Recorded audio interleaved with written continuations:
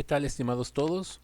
Eh, Lamentablemente hoy miércoles y jueves sigo en las capacitaciones del Congreso de Física. Tiene que ver aquí con un proceso para preparación de Olimpiadas Nacionales de Física y también sobre todo enfocado a mejorar la forma en la que les damos clases, ¿no? De la materia. Entonces, para evitar el retraso, y digamos para equilibrar un poco la situación, hago los siguientes anuncios. Su tarea que es para el viernes, la voy a pasar para el lunes, ¿sí? Entonces, la manera en la que voy a saber si vieron el video, o cuando menos les avisó a alguien que vio el video, es precisamente así. Por favor, obliguen a que la gente vea el video para que puedan revisar el tema. Sí, y bueno, eso nos da un poquito más de colchón para que no estar tan correteos y yo les pueda ayudar a revisar los temas más en detalle. Sí, entonces ese es el aviso. Entonces vámonos con la siguiente sección, que es energía cinética rotacional y una cantidad que se llama momento de inercia. Esto del momento de inercia es, o sea, sin exagerar, es la columna vertebral de este capítulo. ¿Sí? Si entendemos bien qué es el momento de inercia, ustedes están listos para lidiar con una ingeniería en mecánica, por ejemplo. Si ustedes no entienden qué es el momento de inercia, van a tener severas limitaciones. Entonces, es un concepto muy sencillo y también a la vez muy elegante de plantear. Entonces iniciamos con lo siguiente. Tenemos la fórmula de velocidad lineal. La velocidad lineal, bueno, ya habíamos platicado, ya habíamos dicho que es la velocidad angular por el radio. ¿Sí? Entonces, como tenemos la velocidad lineal, podemos calcular la energía cinética. Entonces, lo que va haciendo aquí el autor del Tippens es calcular simplemente esta energía cinética. Ya sabemos esta fórmula de memoria todos, un medio de la masa por la velocidad al cuadrado. Entonces, un objeto que rota, un objeto que está dando vueltas, tiene energía cinética, ¿sí? Es decir, este concepto de energía cinética se extrapola de una manera muy interesante. Solamente la hemos pensado para objetos que se desplazan linealmente, es decir, que avanzan hacia adelante, hacia atrás, hacia arriba, hacia abajo. Casos más complicados, digamos, un movimiento oblicuo, inclinado, curvas, ¿sí? Pero un objeto que está dando vueltas también tiene energía cinética. ¿Sí? Entonces, para calcular su energía cinética, lo único que tenemos que hacer es sustituir esta pequeña fórmula en la fórmula de energía cinética y vamos a obtener este resultado. Omega cuadrada, R cuadrado. Entonces, en los ejercicios que les piden calcular la energía cinética de los objetos que están rotando, lo único que hay que hacer es esta sustitución y pueden utilizar esta sencillísima fórmula. Ahora, el aspecto interesante no es estar tanto calculando las energías cinéticas, sino revisar la analogía. Es decir, qué variable lineal corresponde a qué variable angular. Entonces ya habíamos platicado aquí extensamente que la analogía de velocidad pues ocurre precisamente con la velocidad angular. Entonces, haciendo un análisis muy sencillo de esta fórmula, vean que aquí tenemos v cuadrada y aquí tenemos omega cuadrada. Entonces, aquí tenemos esta correspondencia. El 1/2 aparece en ambas fórmulas. Entonces, vamos a encontrar la siguiente correspondencia. Vamos a encontrar que la m, es decir, la masa del objeto, es proporcional a las letras que nos quedaron por aquí, que es mr cuadrada. Entonces, a esta cantidad m por r cuadrada se le conoce como momento de inercia y usualmente se señala con una I mayúscula. Entonces, vamos a recordar qué significa la palabra inercia, ¿sí? Y con esto va a quedar bastante claro el concepto. La inercia es aquello que posee un objeto que le impide moverse, particularmente en el movimiento lineal o vertical. Viene a ser la masa. Entre más masivo es un objeto, es más difícil ponerlo en movimiento. Entonces, de manera completamente análoga, entre más momento de inercia tenga un objeto, va a ser más difícil que lo podamos hacer rotar. Entre más pequeño sea su momento de inercia, va a ser más sencillo que podamos poner a dar vueltas el objeto, ¿sí? Aquí prosiguiendo, entonces esa es la definición, o sea, es muy sencillo, es el análogo a la masa. La masa evita que los objetos se muevan, por así decirlo. Algo que no tiene masa o tiene muy poca masa es fácil de mover. Entonces la inercia, el momento de inercia o también inercia rotacional, es esa cantidad que va a tener el sólido rígido, y entre más tenga esa cantidad va a ser más difícil de mover. Entonces aquí lo que les propone en la figura 11.5, digamos que es un objeto en general, es este objeto deforme que aquí estoy contorneando. Imagínense que es que es un pedazo de plastilina o es un trozo de madera, es decir, puede ser un objeto con forma arbitraria. Entonces lo que les explican en estos párrafos es que el momento de inercia de un objeto como este, si un objeto con la forma complicada que nosotros querramos, es la suma de los momentos de inercia de cada uno de sus elementos. Supongamos que este objeto lo vamos a separar en muchos puntitos. Cada uno de estos pedazos, de estos cubos, de estos paralelepípedos, representan un cachito del objeto. Entonces calculamos los momentos de inercia de cada uno de estos cachitos y los sumamos todos, es lo que están haciendo aquí. Entonces, como lo plantea el libro es, imagínate que cada uno de estos va a tener su energía rotacional. Entonces calculamos la suma de las energías rotacionales y vamos a ver que como todos van a rotar igual, todos van a tener la misma velocidad angular, ¿sí? Es decir, conforme vaya girando esto en círculo, o sea, la velocidad tangencial esa va variando conforme ustedes se alejan del radio, pero la velocidad angular es la misma para todo el cuerpo. Entonces, como es la misma para todo el cuerpo, la pueden factorizar de esta fórmula y van a ver que el momento de inercia es una cantidad, le decimos en física, extensiva o aditiva. Es decir, si este objeto está conformado por muchos pedacitos, pues su momento de inercia es la suma de todos los pedacitos. Entonces es una manera muy sencilla de calcularlo y aquí les pone la fórmula, ¿no? La masa del pedacito 1 por R1 por R2, donde esta R1, R2, R3 son las diferentes distancias que hay del centro al objeto 1, del centro al objeto 2. Ahí disculpen esa línea, salió muy chueca. ¿Sí? Les decía del centro al objeto 2, del centro al objeto 3, del centro al objeto 4, etcétera. Entonces son los diferentes radios de giro. Entonces el momento de inercia de muchos puntos o de un objeto que está conformado por muchos puntos es muy sencillo de calcular, ¿sí? Y la fórmula de energía cinética, pues digamos que se reduce a esto, donde esta I mayúscula es el momento de inercia y esta omega cuadrada pues es el análogo a la velocidad. Entonces, si ustedes tienen estos datos, el momento de inercia del objeto que rota y su velocidad angular, es muy sencillo también calcular su energía cinética. Entonces aquí el libro prosigue con un ejemplo, pero antes de ir al ejemplo del libro y también ir a los ejemplos de los ejercicios, que como ya se los había comentado, esos quiero que ustedes me los sugieran, y es una manera de yo corroborar que están checando la tarea, ¿sí? Yo me puedo poner a lo loco a hacer todos los ejercicios, pero si no veo actitud de su parte, ahí en los posts que les he puesto en el grupo, me atrevo a no hacer ninguno, ¿no? Entonces, vamos a hacer el siguiente ejemplito, muy, muy elemental, muy básico. Este ejemplo no está en el libro, no está en los ejercicios, pero les va a ayudar muchísimo, muchísimo a digerir el tema de momento de inercia. Voy a mi programita de dibujo y acabo de hacer esta simple ilustración. Es como un pompón, les dicen, de esos que traen los que dirigen las bandas que marchan, o por ejemplo de estos que traen las porristas. Es una vara que le pusieron aquí dos pequeñas masas, una de 1 kilogramo y otra de 2 kilogramos. Entonces vamos a calcular el momento de inercia de esta varilla. Primer paso para calcular los momentos de inercia. El momento de inercia depende fuertemente, y lo vuelvo a ¿cómo se llama? A hacer énfasis, depende fuertemente de dónde hagan girar el objeto.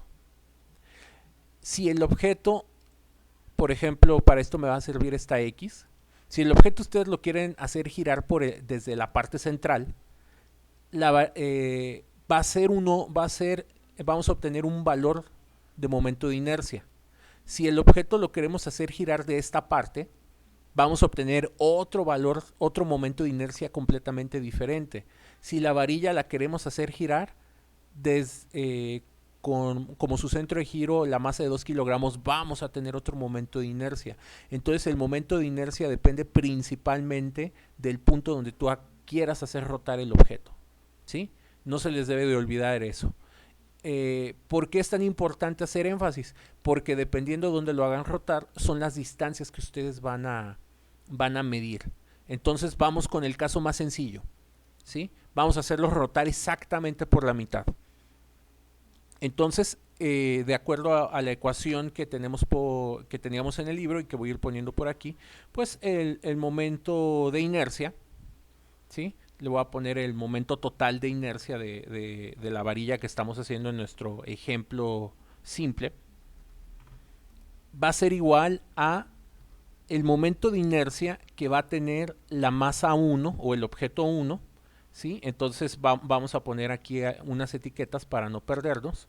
Entonces vamos a decir que la primera masa, la de 2 kilogramos, va a ser nuestro objeto 1, ¿sí? Para no perdernos, y se lo vamos a poner aquí. Entonces ese es nuestro objeto 1 y nuestro objeto 2 pues va a ser la otra. Entonces aquí es bien importante que distingamos o numeremos los diferentes componentes que vamos a estar analizando.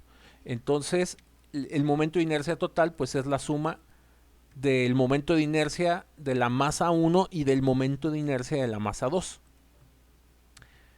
Y de acuerdo con esto, siguiendo esta pequeña fórmula, vamos a tener que es la masa 1, en este caso, por la distancia 1, el radio 1 al cuadrado. Entonces esto lo vamos a tener que poner así. Más, otra vez esta fórmula, pero para los datos que corresponden al segundo objeto. Antes de proseguir a la sustitución, quiero ser bien enfático de quién es quién aquí en este problema. La masa 1, de acuerdo a cómo numeramos, son los 2 kilogramos. En prosiguiendo, pues la masa 2, ese es otro dato bastante sencillo de ubicar. Corresponde a la masa de 1 kilogramo. Ahora vamos a las distancias, que estas pueden ser las que de repente nos pueden ocasionar nos podrán llegar a ocasionar algún tipo de conflicto. R1 va a ser igual a la distancia desde el punto de giro, que en este caso lo pusimos en medio, hasta donde se encuentra el objeto 1. Entonces, de acuerdo con este dibujo, la distancia de donde estamos haciendo rotar, que puse aquí esta pequeña X, o este pequeño tache en rojo, es la distancia del centro hasta el objeto número 1. Entonces, como es una varilla de 1 metro de largo y estamos exactamente en la mitad, pues sabemos que la distancia es de 0.5 metros. Para el radio 2, simplemente verificamos la distancia 2, que es del centro al objeto 2. Y esta distancia pues también es 0.5 metros. Entonces, para encontrar el momento de inercia total, simplemente sustituimos esos números en esta fórmula. Es bien importante que aquí manejen Sistema Internacional de Unidades. Por una cuestión didáctica vamos a hacer el primer ejercicio, ¿sí? Vamos a hacer la sustitución con todo y todo. Entonces aquí es 0.5 metros y va elevado al cuadrado. Ahí no se les olvide. Y en este caso aquí va 1 kilogramo. ¿Sí? Más 1 kilogramo. Y aquí vamos a colocar también el 0.5 metros elevado al cuadrado. Y con ayuda de una calculadora, pues hay que hacer esta cuenta. ¿Sí? Aquí estoy sacando mi calculadora. Esta es una cuenta muy muy sencillita de hacer. De hecho, el punto 5 se puede factorizar para no hacer tantas cuentas.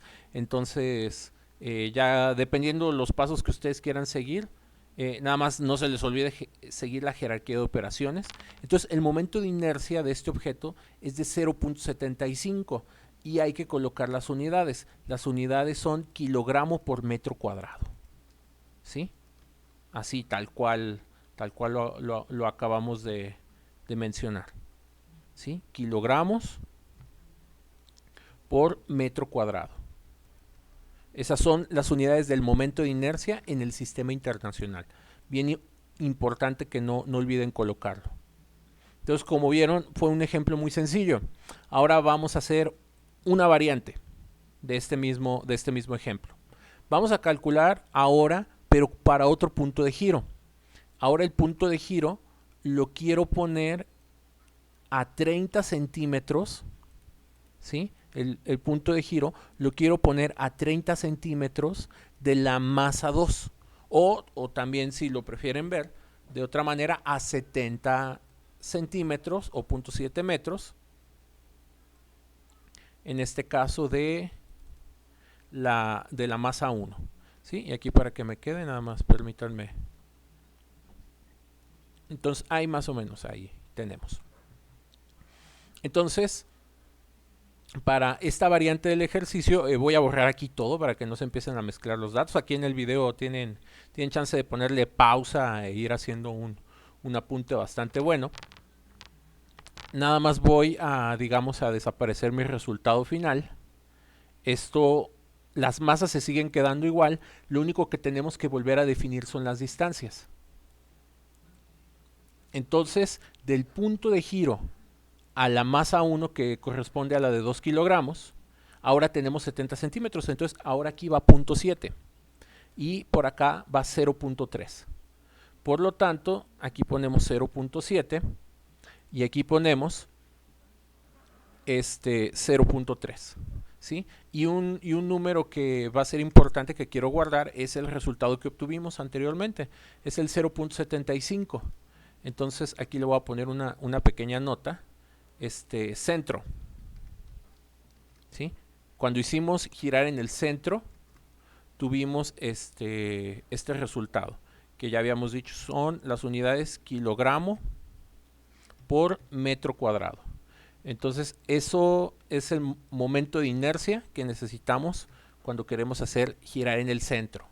Ahora, lo vamos a hacer girar, digamos, bajo esta condición, que ya no le llamaríamos centro, le podemos llamar le podemos poner a 30 centímetros de la masa 2. ¿Sí? Entonces hacemos este cálculo, hacemos esta cuentita en la calculadora. Recuerden, es 2 por 0.7, el 0.7 va al cuadrado, luego se le suma 1 por 0.3 al cuadrado. Aquí hay que seguir jerarquía de operaciones. Entonces, si vamos haciendo todas las operaciones con calma, debemos de obtener 1.07. Y ya tenemos aquí las unidades. Entonces, el momento de inercia para nuestro segundo resultado lo voy a poner, le voy a llamar el momento de inercia 2. Este puede ser mi momento de inercia. Bueno, quitémosle esto, nada más con la otra etiqueta nos podemos ir guiando. Entonces el resultado que obtuvimos aquí es 1.07. Entonces vean cómo el momento de inercia cambió debido a que estamos girando en otro punto. Si quisiéramos analizar otro caso, supongamos que queremos voltear esto. Sí, ahí disculpen que se voltearan las letras, pero esto se corrige muy fácil. Ahí lo tenemos. Supongamos ahora que lo queremos hacer girar a 30 centímetros de la otra posición. Entonces quiere decir que ahora este es 0.3 y este es 0.7, este es 0.3 y este es 0.7. Y necesitamos volver a hacer el cálculo. Y ahora el cálculo nos debe de dar otro número diferente. Si hacemos la cuenta con la calculadora, vamos a encontrar 0.67. Entonces, a 70 centímetros, o más bien a 30 centímetros de la masa 1, el momento de inercia adquirió otro valor completamente diferente. Entonces ahora el momento de inercia es de 0.67. Voy a borrar aquí las cuentas. Vamos a concluir información bien importante de estos tres valores. Si se fijan, el valor más pequeño de todos resultó ser el tercer caso, es decir, cuando estamos rotando acá. Luego el siguiente valor fue en medio, y el último valor, que fue como el más grande de todos, el 1.07, fue aproximadamente por acá. Entonces, entre más grande es el momento de inercia, significa que va a ser más difícil que ustedes puedan hacer rotar el objeto. Es decir, el objeto es más fácil de hacer rotar a 30 centímetros de la masa 1 que a 50 centímetros de la masa 2, que a 70 centímetros de la masa 1. ¿Sí? ¿Qué importancia tiene esto? Cualquier mecanismo giratorio, cualquier cigüeñal, cualquier máquina de combustión, cualquier turbina, este es uno de los valores claves que deben de estar bien caracterizados en las piezas, en los engranes. Cualquier pieza que rota, si no conocen su momento de inercia, no saben lo que la pieza está haciendo dentro de la máquina, o sea, así de sencillo. Y aquí radica la gran importancia del tema. Una primera información: entre más momento de inercia tenga algo, quiere decir que se van a gastar más energía o que van a necesitar más fuerza para hacer rotar algo. Entonces, algo para, o sea, digamos una técnica que ustedes pueden utilizar para bajar el consumo de un motor, por ejemplo, pues bájale su momento de inercia. Busca la manera en que su momento de inercia esté minimizado. Claro, sin que eso tenga que implicar que el motor no esté haciendo el movimiento que debe.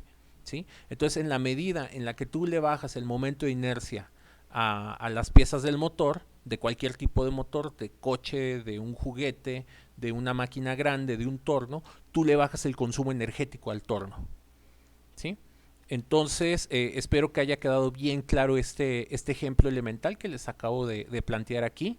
Entonces, lo más importante del momento de inercia es saber dónde está rotando. Se lo pueden imaginar como el cero de su plano cartesiano, de su recta numérica. Y todas las mediciones se hacen a partir de ese lugar donde está ocurriendo la rotación.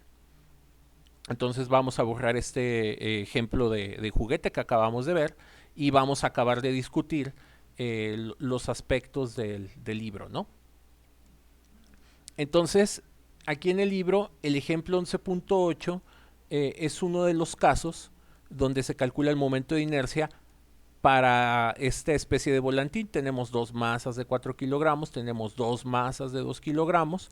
Las masas de 2 kilogramos están separadas medio metro, las masas de 4 kilogramos están separadas 20 centímetros. Y lo que hacen aquí es simplemente hacer las cuentas a partir de donde está girando. Entonces esto es bien importante, ¿sí? Si el objeto está girando en ese punto, justamente en el centro, aquí las mediciones son correctas. Si ustedes quieren hacer girar este objeto, por ejemplo, desde acá, entonces hay que tomar las distancias de este objeto que está girando hacia cada uno de estos que componen al objeto total. ¿Sí? Y aquí lo último que hace es, ya que tiene el momento total de inercia, aquí en el problema les dicen a qué velocidad angular está girando, pues acaban de hacer la cuenta para encontrar la energía angular. Entonces, este es su consumo energético, ¿sí? Entonces, si ustedes quieren saber el consumo energético de algún engran, alguna pieza de motor, o el motor en su conjunto, ya que van sumando todas las partes, es tan sencillo como esto. Y aquí estamos a un pasito de calcular las potencias de los motores, los famosos wattajes, los watts, que es más común escuchar en caballos de fuerza. Nada más ve el consumo energético que tuviste, por ejemplo, en una hora, o que tuviste en un minuto, o que tuviste en un segundo, ¿sí? Entonces, así de sencillo es calcular la potencia de un motor, por ejemplo. Entonces, aquí les pone una fórmula simplificada de lo que está aquí arriba. digamos que lo fundamental es lo de arriba, ¿sí? Y bueno, llegamos a otra analogía bien potente, segunda ley de Newton. Entonces, la segunda ley de Newton nosotros la conocemos como masa por aceleración, aunque ya les había platicado que en realidad es la variación de momento en un intervalo de tiempo. Pero bueno, vamos a quedarnos con esta versión más elemental donde la masa del objeto no está cambiando. Entonces, hacemos la analogía. Sabemos que la aceleración tangencial, ya habíamos platicado, que es la angular por el radio. Entonces sustituimos este pequeño valor. Y para, digamos, acabar de construir la ecuación, hacemos un pequeño truco. La fuerza del lado izquierdo la multiplicamos por una R y la parte del lado derecho la multiplicamos por una R. Entonces, cuando tenemos una fuerza aplicada a una distancia con un brazo de palanca se le conoce como torca. ¿Sí? Entonces, este concepto de brazo de palanca es aquí bien importante explicarlo. Digamos que ustedes pueden tener una palanca, le llamamos una barra, y aquí ustedes van a tener un punto de giro. Se lo pueden imaginar como, bueno, no imaginar como, digamos que eso es una especie de polea, ¿no? Y ver que el dibujo nos quede lo más adecuado posible. Pues bueno, vamos a ponerle aquí su ¿cómo se llama? Su punto de giro. Vamos a ponerle otro color. Entonces, supongamos que esta es una palanca y ustedes le quieren aplicar una fuerza a esta palanca. Entonces, lo podríamos representar de esta manera, ¿no? Dependiendo la posición donde ustedes estén aplicando la fuerza, ¿sí?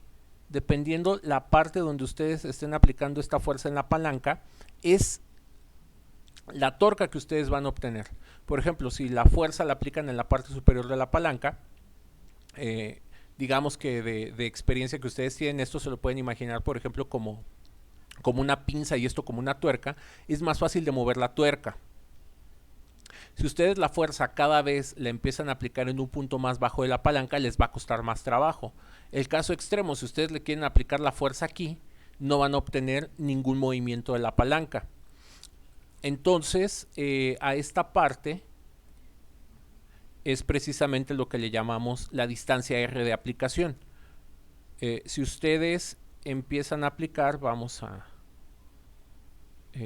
ayudarnos con uno de estos. Nada más vamos a girarlo. Miren aquí cómo todo se recicla.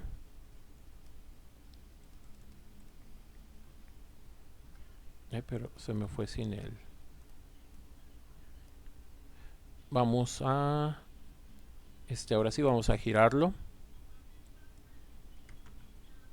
Ahí estás. Vamos a quitarle ese 3 y vamos a quitarle este 3 y vamos a dejarle ahí la R. Entonces, si ustedes le van aplicando esta misma fuerza sin variarla a diferentes posiciones R, ustedes van obteniendo diferentes torcas y entonces digamos que van a hacer que la palanca se mueva con mayor facilidad o mayor dificultad. ¿Sí? Entonces este concepto de torca es bastante sencillo, es una fuerza aplicada en un punto dado. Entonces vean cómo aquí el concepto de partícula puntual ya lo empezamos a abandonar. Ya nos estamos fijando, ya empieza a importar el tamaño del objeto, ¿sí? Por eso les comentaba en otros videos y lo hago en este momento, que esta física ya no es tan de mentiritas, esta física ya empieza a modelar cosas un poco más en serio. Entonces vamos a agregar esta ecuación que va a ser bastante útil en nuestro formulario. Entonces aquí la que nos interesa es momento de inercia. Y vamos a tener la torca que se representa con la letra tau. La torca es simplemente una fuerza aplicada a lo largo de una distancia R. ¿Sí? Entonces las unidades de la torca pues son newton por metro. ¿sí? Es newton por metro. Y esos newton por metro jamás me los vayan a cambiar por un joule, ¿sí? Porque de hecho en general una torque es un vector, ¿sí? Pero bueno, esa es otra historia más complicada. Entonces, de momento lo podemos dejar así. En el libro le van a encontrar esta fórmula, un seno ahí. Y es que tiene que ver con que la fuerza que se aplique tiene que ser perpendicular. Porque, por ejemplo, si esa fuerza ustedes la quieren aplicar de esta manera,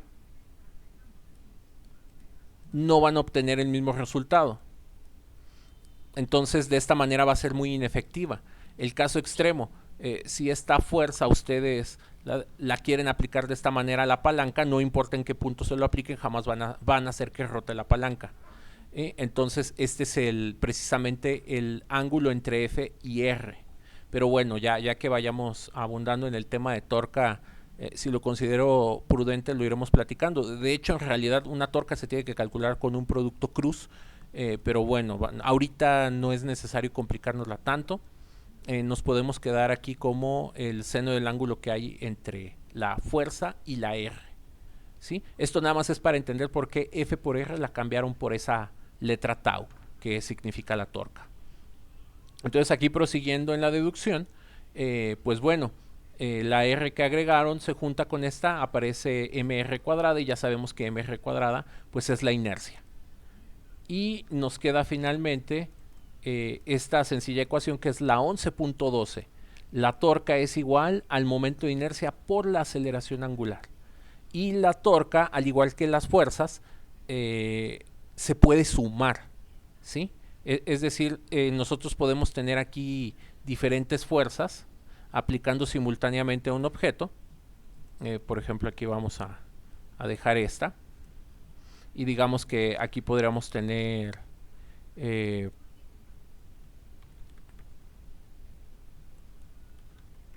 por ejemplo, diferentes fuerzas aplicando a distintos puntos de la palanca. Entonces aquí hay que ir sumando todas las torcas, ¿sí? Pero bueno, esto lo vamos a ver un poquito más a detalle en el tema de estática. Entonces la torca es un vector, ¿sí? Y el momento de inercia por la aceleración angular es como se define. Entonces con esto van a poder abordar distintos problemas. Por ejemplo, aquí el 11.9, un disco de esmeril. Un esmeril es lo que se usa, digamos, para tallar o para pulir. Es la maquinita del terror de los dentistas, ¿sí? Es con lo que les pulen las muelas o se las perforan cuando les tienen que hacer ahí algún arreglo. Entonces un disco de esmeril tiene un radio de 0.6 metros, ¿sí? Este es un esmeril grande, es como algo como para pulir. Y 90 kilogramos de masa. Gira a 460 revoluciones por minuto. ¿Qué fuerza de fricción puede lograr el esmeril si este disco, una vez que ustedes lo colocan, hagan de cuenta que tienen prendida ahí su pulidora, lo colocan contra el suelo o contra la superficie que quieren pulir y lo logran detener en 20 segundos? Entonces aquí ya aparecen bastantes, ya empezamos a combinar todas las fórmulas. Podemos calcular para empezar la aceleración angular. Tenemos la velocidad angular inicial, la final sabemos que es cero, entonces podemos calcular la aceleración angular. Como se trata de un disco, podemos conocer su momento de inercia que está dando por esta fórmula. Y simplemente para encontrar ahí la fuerza de fricción, pues hacemos la multiplicación. Entonces encontramos esta fuerza de fricción. Y como es una fuerza de fricción, por eso le aparece el signo menos. Ahora, el detalle más importante, ¿de dónde sacaron esta fórmula de inercia? Bueno, los momentos de inercia que les enseñamos a calcular ahorita con el ejemplo elemental son momentos de inercias de partículas puntuales. Y cuando tenemos muchas partículas puntuales las sumamos. Entonces, cuando tenemos objetos más complicados como estos, por ejemplo, pensemos en este disco, podemos hacer un proceso de imaginar que el disco está compuesto de una infinidad de puntitos pequeñitos. Aquí vamos a suponer que el disco está girando en la parte central. Entonces empezamos a calcular todos los momentos de inercia de cada una de las componentes de los puntitos que conforman el disco, y después de hacer una suma larga e infinita, obtenemos este resultado. ¿Sí? De hecho, ya que ustedes vayan digamos, tomando los cursos más avanzados, ya que se encuentren en la carrera, van a descubrir yo lo digo con mucho gusto y sorprendimiento, que para encontrar estas fórmulas de momentos de inercia hay que hacerlo a través de una integral. ¿Sí? Entonces, una integral no es más que una suma de partes muy pequeñitas, ¿sí? Y de partes que en cantidad son infinitas. Y mucha gente luego se espanta con eso, pero bueno, no es cosa del otro mundo. Entonces, nada más que esto, bueno, está definitivamente fuera de nuestro nivel matemático, pero para obtener estos momentos de inercia fácilmente se puede hacer con una integral. ¿Sí? Aquí, como no nos vamos a poner a calcular las integrales, pues ya encontramos los momentos de inercia. Entonces, en los ejercicios va a ser bien importante que lean y se fijen de qué objeto se está tratando y cómo está rotando. Por ejemplo, les van a decir, vas a trabajar con una esfera sólida, ¿sí? Que tiene masa tal y radio tal. Entonces, para calcular su momento de inercia hay que utilizar esta formulita. Que se trata de un cascarón, una esfera hueca. Entonces hay que utilizar esta fórmula. Vamos a trabajar, por ejemplo, con un cilindro hueco, ¿sí? También les llaman cilindros anulares. Entonces el momento de inercia se calcula con esta fórmula. Vamos a calcular con un anillo que está girando por su centro, o un anillo que lo hacen girar así transversalmente. Entonces vean cómo todos los momentos de inercia van cambiando. Y otra vez, aquí es la misma interpretación. Entre más grande es el momento de inercia, más difícil es hacer rotar el objeto. Entre más pequeño sea el valor o el momento de inercia, va a ser más fácil hacerlo rotar. Y aquí vamos a empezar a plantear la práctica del laboratorio.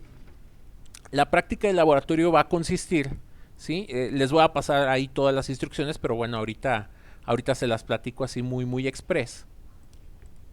Para la práctica del laboratorio, en sus casas más o menos voy a querer que hagan lo siguiente. Van a conseguirse una tablita, la van a inclinar y la van a poner en un ángulo pequeño. Lo ideal son unos 10-15 grados. Entonces ahí se las ingenian para que la tablita les quede con una pequeña inclinación.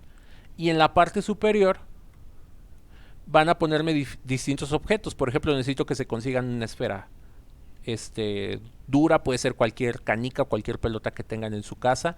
Voy a necesitar que se consigan un anillo, seguramente ahí sus papás o ustedes cuentan con uno. Voy a pedir que también consigan, por ejemplo, un disco, ¿sí? Un disco delgado, y los van a poner en la parte superior, 2 o 3 objetos al mismo tiempo, y los van a dejar caer al mismo tiempo y se van a fijar cuál llega primero a la parte inferior.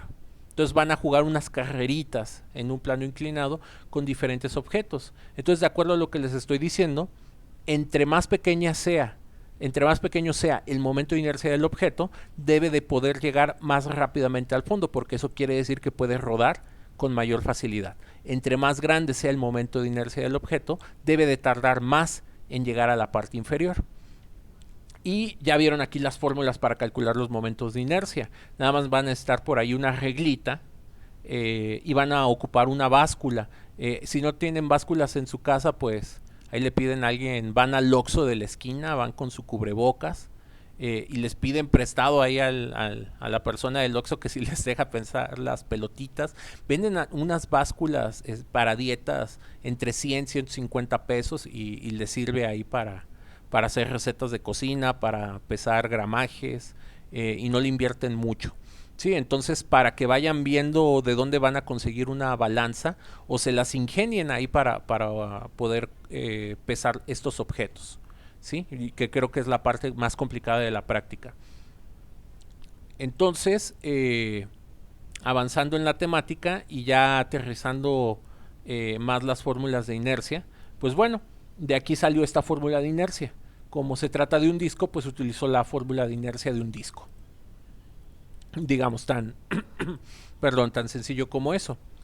Y llegamos a esta última parte, que también nada más se las platico ya para ir acabando el video, que es el trabajo y potencias rotacionales. Entonces, la fórmula de trabajo el año pasado habíamos visto que es una fuerza aplicada a lo largo de una distancia. Entonces tenemos aquí fuerza por distancia. Y bueno, ya sabemos que la distancia recorrida pues es R por el ángulo recorrido. Entonces F por R ya vimos que es la torca. Entonces si ustedes quieren calcular el trabajo, pues es la torca por el recorrido angular que haya hecho el objeto que gira. Y así ustedes pueden calcular la energía que le gasta o el trabajo que hay que hacer o la energía que hay que meterle a un objeto para ponerlo a girar. ¿Sí? Entonces es una fórmula muy sencilla. Potencia ya sabemos que es trabajo por unidad de tiempo. Por lo tanto, si queremos saber la potencia de un objeto, un motor que está girando, pues nada más torca por desplazamiento angular lo dividimos entre el tiempo. Pero nosotros ya sabemos que el desplazamiento angular entre el tiempo es la velocidad angular promedio. Entonces si ustedes saben a cuántas revoluciones por minuto, por segundo está girando algo y qué torca se le tuvo que haber aplicado, entonces ya pueden calcular la potencia de un motor, de un cigüeñal, de cualquier objeto que se encuentran por ahí. Una fórmula análoga para los objetos que se desplazan vertical u horizontalmente, pues es fuerza por velocidad. Es la fuerza que tú te gastas para mover el objeto y a qué velocidad quieres mover ese objeto. ¿Sí? Entonces esto es bastante sencillo. Vamos a acabar con esto. Una rueda de 60 centímetros de radio tiene este momento de inercia, 5 kilogramos por metro cuadrado. Se le aplica una fuerza constante de 60 newtons en el mero borde de la rueda. ¿Eso qué significa? Que ustedes tienen la rueda y la fuerza le están aplicando en el mero borde, es decir, aquí le están pegando. ¿Sí? Para aplicar la fuerza a lo máximo. Si ustedes la fuerza le empiezan a aplicar más hacia el centro, pues obviamente no lo van a hacer rodar. ¿Sí? Entonces le dan ahí como una sacudida, como un patinón, como un zape. Imagínense así como que lo acarician, pero muy rápido. Entonces ponen a rodar le ponen a dar vueltas a esta rueda de 60 centímetros de radio. Entonces lo hacen con esta fuerza de 60 newtons. Entonces, suponiendo que estaba en completo reposo esto, ¿qué trabajo se realiza en 4 segundos y qué potencia se desarrolla? Entonces el radio lo pasan aquí a metros. Aquí tenemos la fuerza, momento de inercia, el tiempo. Entonces para encontrar la torca es bastante sencillo. Como el objeto va a girar a partir del centro, déjenme aquí reciclar mi tachita. Como el objeto lo estamos haciendo rotar exactamente del centro, entonces el radio de giro pues es el radio de la rueda, es decir, los 0.6 metros. ¿Sí? Entonces para encontrar la torca es 60 por 0.6 y aquí ya tenemos la torca, 36 newton por metro. ¿Sí? Y ya que tenemos esto, podemos calcular la aceleración angular. Como tenemos la torca y tenemos el momento de inercia, pues simplemente hacemos una división y ya encontramos aquí la aceleración angular. Prosiguiendo, necesitamos saber cuántos radianes recorrió o cuántos radianes dio, cuántas vueltas dio en radianes. Entonces utilizamos la fórmula de desplazamiento angular. Tenemos la velocidad angular inicial, que es 0, ya encontramos la aceleración. Entonces vamos a encontrar que dio 57.6 radianes de vuelta. Y como ya tenemos el desplazamiento y tenemos la torca, simplemente multiplicamos esto y encontramos el trabajo hecho. Como sabemos que se tardó 4 segundos en hacerlo, dividimos esta energía por los 4 segundos y obtenemos la potencia de esa llanta o esa rueda, que es de 518 watts. Y por ahí, para que sepan cuántos caballos de fuerza es, pues les dejo ahí de tarea, investiguen cuál es la equivalencia de watt a caballo de fuerza, ¿sí? Y este tema pues ya lo dejamos para platicarlo el viernes, ¿no? Que ya es como para ir terminando lo del capítulo, ¿sí? Y bueno, así como hay momento lineal, también hay momento angular. Vayan leyendo esta sección, está muy sencilla, muy elegante de explicarse, ¿sí? Y así como se conserva el momento y la energía, pues también se conserva el momento angular, ¿sí? Entonces, todos los problemas de choques que vimos el parcial anterior, existen análogos rotacionales, nada más que no nos vamos a meter tan a fondo, pero bueno, ya se pueden imaginar por qué les comentaba que digamos en una ingeniería mecánica, en ingeniería eléctrica, en mecatrónica, fácilmente de estos temas pueden llevar 2 o 3 cursos completos, o hablo de 2, 3 cursos semestrales, ¿sí? Entonces, a esto le falta incorporarle las técnicas del cálculo, las técnicas de las ecuaciones diferenciales, el cálculo diferencial, el cálculo integral. Entonces, esto da para mucho, ¿sí? Entonces, por favor, otra vez, si llegaron hasta esta parte del video, revisen con cuidado los conceptos y cualquier duda, por favor, estoy para servirles. No dejen de buscarme. Tengan excelente día.